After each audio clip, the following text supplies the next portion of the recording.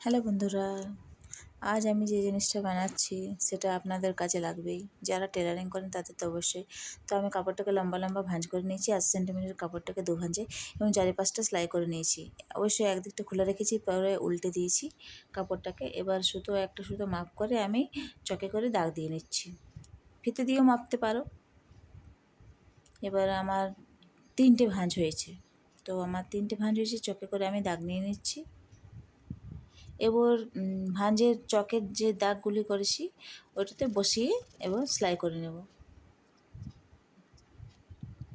সেলাইটা আমি পুরো শেষ পর্যন্ত করব, 4-5টাই করব।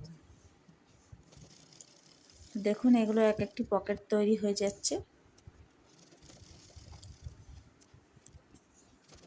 ভালো লাগলে লাইক করবে, সাবস্ক্রাইব করবে, কমেন্ট করতে ভুলো না।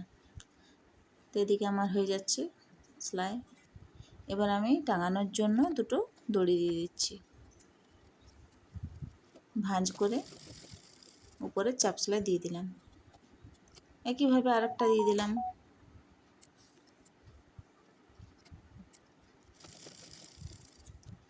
তো এদিকে আমার চাপ সেলাই দেওয়া হয়ে গেছে। এরপর কি করতে হবে দেখো, এরপর যাতে সেলাইগুলো না দেখায় সেজন্য আমি লেস বসিয়ে নিচ্ছি, জিনিসটা আরও সুন্দর দেখাবে। এই যে আমার সেলাইগুলো ছিল এগুলো ঢাকা পড়ে গেছে, তো এইভাবে আমি চারিপাশেই লেসটা বসিয়ে নেব। 3 দিকে আমার বসানো হয়ে গেছে, এবার একদিকটা বাকি আছে।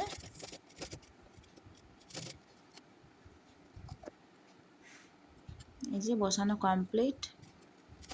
এবার যে কাজটি করতে হবে, এবারে মাঝে মাঝেও তোমাকে একটা লেস বসিয়ে নিতে হবে, তবে কী হবে, দুধারে দুটো পকেট হয়ে যাবে। সুতোগুলো রাখতেও ভালো হবে, পড়বেও না। এই যে দেখছো মাঝখানটি ঠিক ফিতে দিয়ে মেপে নেবে মাঝখানটাতে, এভাবে পুরোটা না, যতদূর পকেট আছে ততদূর। এবার দুবার সেলাই দিয়ে দেবে। তৈরি হয়ে গিয়েছে আমার।